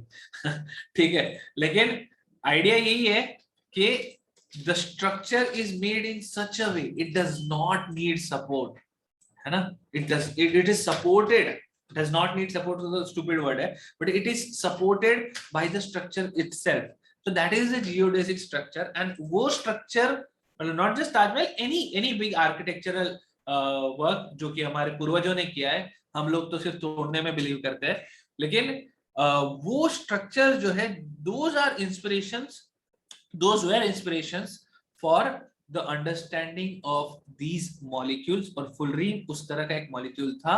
93 में जिन 2 या 3 साइंटिस्ट ने मिलके इसका जो स्ट्रक्चर है जो प्रेडिक्ट किया था, उसके लिए उनको नोबेल प्राइज या कुछ मिला था, ऐसा कुछ था कि वो जस्ट न्यूज़पेपर में आया था वो न्यूज, एंड उसी साल जेई ने एग्जाम में पूछ लिया।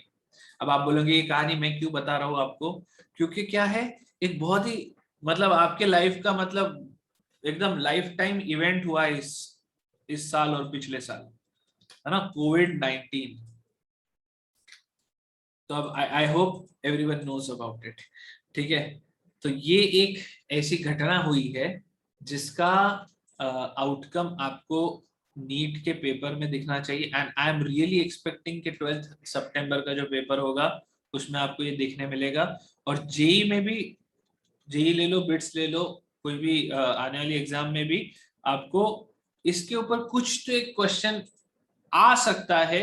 आई don't know from which chapter, but it might be from biomolecules, it might be from chemical kinetics, ठीक है, it can be something about the rate of reaction, कुछ भी हो सकता है। नीट में तो आई have a very strong feeling कि डीएनए आरएनए के अराउंड कुछ तो ऐसा क्वेश्चन आएगा, आ सकता है, आया तो अच्छी बात है, नहीं आया तो कोई बात नहीं, है ना।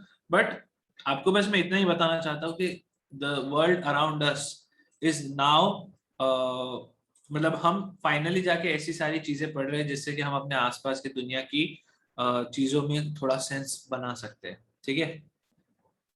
Done. Question on corona virus ये कोरोना जीने नहीं देगा, नहीं। चलो कोई बात नहीं, आगे बढ़ते हैं, बात करते हैं कार्बन के केमिस्ट्री की, ठीक है। तो ऑर्गेनिक कंपाउंड्स जो होते हैं, ऑर्गेनिक कंपाउंड्स बहुत सारे होते हैं, there are like lots and lots of compounds, there are allotropes of carbon. हाँ, मैं कार्बन के एलोट्रोप्स की बात कर रहा था कि आपका जो डायमंड है, ग्राफाइट है, कोई बात नहीं अदिति, डायमंड, ग्राफाइट, ये सारे जो है एलोट्रॉप्स है कार्बन के। फुलरीन भी एक तरह का एलोट्रॉप है कार्बन का। कार्बन, ये जो कोल होता है, कोयला जो है, कोक, कोक यानी कोयले का एक आप समझ लीजिए एक वर्जन है, ठीक है, जो हम लकड़ी से बनाते हैं। तो these are all allotropes of carbon, ठीक है। What is allotrope?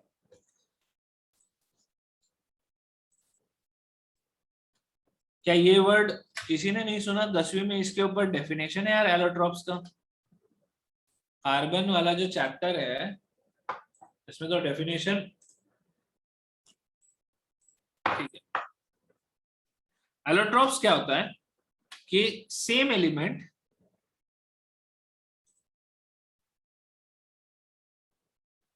With different physical properties due to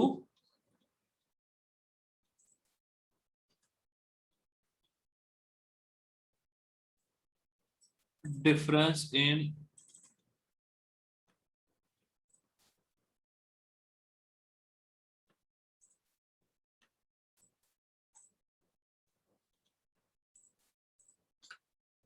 due to difference in structural arrangement of atoms, ठीक है, they have different physical properties, same element, ठीक है, कार्बन ही है, लेकिन carbon का एक एलोट्रॉप है डायमंड, जिसके लिए लोग खून खराबा कर लेते हैं, और दूसरा एलोट्रॉप है ग्राफाइट, इसके लिए कोई खून खराबा नहीं करता। तीसरा कोल, चौथा फुलरीन्स, हाँ, अभी अभी नया भी एक आया है ग्राफीन, कार्बन ब्लैक एक होता है, ठीक है, कार्बन ब्लैक एक टाइप ऑफ गैस होता है, ठीक है। बहुत सारे एलोट्रॉप्स होते हैं, आप ये देख के आपको पता चल जाएगा, ठीक है। विच वन इज कोरो, ये कौन है पूर्वेश, हैं? ऐसा क्यों कर रहा है, ऐसे गंदे से जो क्यों भेज रहा है, वो सिर्फ मेरे को आ रहा है, ठीक है। मतलब जो तू टॉर्चर कर रहा है वो सिर्फ मेरे साथ ही कर रहा है, ऐसा नहीं कि पूरा अपना यहाँ पे सब बैठे हुए लोग सुन रहे हैं। हाँ, कार्बन फाइबर क्या होता है? कार्बन फाइबर भी एक टाइप ऑफ, अब ग्राफीन की अगर आप बात करते हो, ठीक है, तो it's a kind of a carbon fibre. ये जो इसके बारे में बाद में बात करते हैं। इसमें एक्चुअली है ना, मैं आपको एक आध वीडियो दिखाऊंगा बहुत बढ़िया सा, ठीक है, आप लोगों के साथ ग्रुप में शेयर करूंगा। तो अभी सबसे latest of the carbon nano tubes, carbon fibre, ये सारा जो चीज है, these are basically molecules molecules of carbon atoms, but they have very different shape and structure। कैसे बताऊं, I don't have a very good way to define it, लेकिन इनकी अपनी प्रॉपर्टीज बहुत ज्यादा वेरी करती है। जैसे ग्राफीन की अगर मैं बात करता हूँ, ठीक है, ग्राफीन नेटवर्किंग वायर्स में ये वो वहां पे अपन आते हैं, उसके ऊपर बात करते हैं। लेकिन आप ये सोचो, ये जो ग्राफीन है ना, this is like one of the future allotrope of carbon, because ऐसा कहा जाता है कि इवेंचुअली, आप कभी इमेजिन कीजिए, आपका जो टी शर्ट है, टी शर्ट के ऊपर स्क्रीन बनाओ है, टी शर्ट, आप टी शर्ट पहन के जा रहे हो और उसके ऊपर ये बना हुआ है, एक एलसीडी बना हुआ है, और वो एलसीडी के ऊपर टीवी चल रहा है यार, whatever, I don't know, but this is possible. सवाल पूछ रहा है Aditya, how is this possible? It is possible because we have these kind of compounds, I won't call it compound, these kind of elements या उनके molecules जो के बहुत light weight होते हैं, जो कि इलेक्ट्रिसिटी कंडक्ट कर सकते हैं, जिसमें सेमीकंडक्टर्स हम लोग एम्बेड कर सकते हैं, and it can behave as an LCD by supplying a very less amount of power, ठीक है। तो that would be like the future, ठीक है। और ये बहुत ही हल्की टी शर्ट रहेंगी, दे आर वाटर प्रूफ, इसके ऊपर काम चल रहा है, ठीक है, this is already like 10 years old technology. तो इस टाइप के बहुत सारी चीजें आपको आगे देखने मिलेगी, but again I am just talking about allotropes of carbon. Carbon छोड़ के ऐसे बहुत मतलब हर एलिमेंट होता है वो किसी एलोट्रोपिक फॉर्म में एग्जिस्ट कर सकता है, ठीक है। ठीक है, it has properties of graphite but can be one atom thick, yes it is basically graphite। आप ये सोचो, ग्राफाइट के ऊपर जो होता है ना, ग्राफाइट के ऊपर से अगर आप ऐसा सेलो टेप लगा के, ऐसा सेलो टेप ऊपर से निकाल दो, ठीक है, तो सेलो टेप जब निकलता होगा तो ग्राफाइट का एक लेयर ऊपर से साथ में लेके निकल जाएगा, दैट लेयर इज ग्राफीन, ठीक है। नाइकी के पास ऑलरेडी शूज है, वो अपने कलर चेंज करते हैं, देखो, ठीक है, टेक्नोलॉजी कितनी आगे चल रही है। आ जाओ आगे बढ़ते हैं। एलोट्रोप्स ऑफ कार्बन की बात कर रहा था मैं, तो एलोट्रोप्स, आपको ये बात समझ में आ गई, स्ट्रक्चरल प्रॉपर्टीज आर डिफरेंट। एक छोटी सी कहानी आज मैं बता देता हूँ, उसके बाद फिर हम लोग नेक्स्ट चीजें आगे डिस्कस करेंगे। नाउ दिस कहानी has nothing to do with carbon, but it has a lot to do with allotropes. Napoleon Bonaparte पता है आप लोगों को? नेपोलियन सबको पता है। नेपोलियन चाहते थे दुनिया पे राज करना, ठीक है, वो उनकी इच्छा थी कि पूरे दुनिया को वो एक रूल में ले आए, ठीक है। Now I don't know what sort of insecurity he had, but ठीक है, stupid people doing stupid things, humanity. Napoleon ने डिसाइड किया कि अब यूरोप में तो कवर कर चुके थे काफी सारे चीज जगह पे, जर्मनी और ऊपर पूरा बेल्जियम वगैरह, वो सब पूरा एरिया अपने अंदर ले लिया, इटली वगैरह, ग्रीस वीस सब आ गया उनके कंट्रोल में, ठीक है। अब इसके बाद क्या था कि अब उनको आइडिया लग गया भाई इतना एरिया तो हो गया, अब अपने को थोड़ा और बड़ा हाथ मारना है। नेपोलियन ने डिसाइड किया अभी बड़ा हाथ कहाँ पे मारेंगे, रशिया पे मारेंगे, ठीक है। अभी रशिया पे गए, अब रशिया को आज लेक्चर 4 तक है, नहीं नहीं लेक्चर आज 3 तक ही है, 4 बजे मेरा दूसरा लेक्चर है, सॉरी अमन। तो उन्होंने डिसाइड किया कि रशिया पे अपन अटैक करेंगे, अब अपने को रशिया चाहिए, अपने पास रशिया आ गया तो अपने पास बहुत बड़ा एरिया हो जाएगा, फिर मैं सबको बताएगा, वापस जाके अपने पेरिस में जाके बोलेगा कि देखो मैं कितना स्टड है, मैं दुनिया का राजा। अब after all that fighting and everything, he decided to take his army to Russia, ठीक है। अब रशिया जो है, रशिया के बारे में अगर आपको थोड़ा बहुत भी पता हो तो आपको पता है it is a very cold area, है ना, वेरी कोल्ड। अब कभी कभी वहां पे मतलब temperature drops down to -degree Celsius. अब ऐसे में क्या हुआ, नेपोलियन के आर्मी के साथ एक बहुत बड़ा मजाक हो गया। ठीक है, रशिया में लड़ाई करने जा रहे हैं, विंटर आ गई, बहुत ठंड पड़ गया, स्नो पड़ गया, ठंड लग रही है पूरी की पूरी में, आर्मी पूरी ठंड से एकदम परेशान है। ठीक है, लड़ाई के पहले, अच्छा जर्मनी के साथ हुआ, अब लड़ाई वड़ाई करने के पहले ही क्या हो गया कि भाई इनके जो आर्मी है इनके कपड़े खुलने लग गए। मतलब पहले भाई साहब बाहर ठंड है, बर्फ पड़ रही है, आदमी सांस नहीं ले पा रहा है, मरे जा रहा है, और उसके कपड़े खुल गए भाई सबके। ठीक है, और कपड़े खुलने लग गए और ये बोले कि ये क्या मजाक है, इंसान अपने कपड़े संभाले या जान बचाए या लड़ाई करे। तो यहाँ पे एक ऐसी हरकत हो गई जो नेपोलियन ने शायद कभी सोचा भी नहीं था, और शायद उसके पहले कभी केमिस्ट्री में किसी ने इसको डिस्कस भी नहीं किया होगा। And that was around tin, एसन, स्टैनम, टिन। टिन आपको पता है एक मेटल है।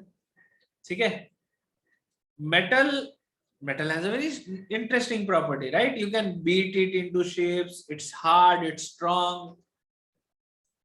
नेपोलियन के आर्मी के जो कपड़े थे ना, वो कपड़े के बटन्स बने हुए थे टिन के। ठीक है, अब टिन जो है, टिन की एक बहुत खतरनाक प्रॉपर्टी है। टिन का एक एलोट्रोप है, अल्फा टिन। ठीक है, ये कन्वर्ट हो जाता है into another allotrope of tin, that is beta tin, and this happens almost like below, आप कह सकते हो कि 5 से 8 डिग्री सेल्सियस के आसपास। ठीक है, समथिंग लाइक दैट। उस टेम्परेचर पे अल्फा टिन कन्वर्ट हो जाता है बीटा टिन में। Now alpha tin is what? Alpha tin is metal, it has all the metallic properties. आप उसको बीट कर सकते हो, हीट कर सकते हो, मोल्ड कर सकते हो। लेकिन बीटा टिन क्या है? Beta tin is a amorphous compound. Amorphous क्या होता है? एमोर्फस मतलब ऐसा कोई भी चीज जो पाउडर हो जाता है ना, ठीक है, पाउडर्ड फॉर्म में एग्जिस्ट करते हैं, दैट इज एमोर्फस। तो there is an allotrope of tin that exist at a very low temperature and has amorphous properties, जबकि नॉर्मल टेम्परेचर पे नॉर्मल दुनिया में लोगों को लगता था कि ये मेटल है। एंड नेपोलियन के आर्मी के साथ ये बहुत ही बड़ा एक धोखा हुआ। बटन पाउडर बन गए, कपड़े खुल गए, नेपोलियन भाग लिया।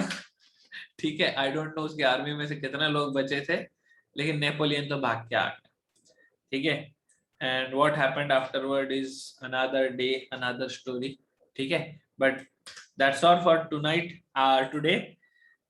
केमिस्ट्री बहुत अच्छा सब्जेक्ट है, मैं बता रहा हूँ, पढ़ते पढ़ते आपको समझ में आएगा कि यहाँ पे इतना कुछ है, इतनी कुछ चीजें हैं कि there is a lot to find out, है ना। ठीक है, तो ये सेशन हम लोग यहाँ पे आज फिनिश करते हैं। Will you take revision for mole concept also? Plan करते हैं एक बार, अगर एक बार आप बात कर लो, है ना, आदित्य सर से या मैम को या किसी को बोल के एक बार किसी एक डे को फाइनल करके अपन शेड्यूल कर लेते हैं। ठीक है, इफ यू वांट अपन कर लेंगे रिवीजन। डन।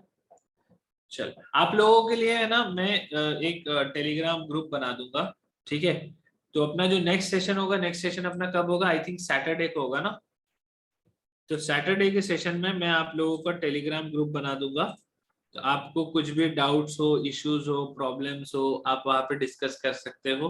ठीक है, वहां पे शेयर कर सकते हो।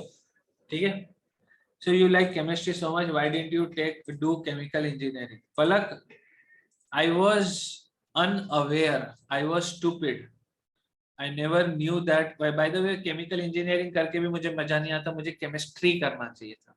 ठीक है, but just like every other IITian, I was like अच्छा इस रैंक पे कौन सा ब्रांच मिल रहा है, वो ब्रांच मिल रहा है, चलो मैं ले लेता हूँ।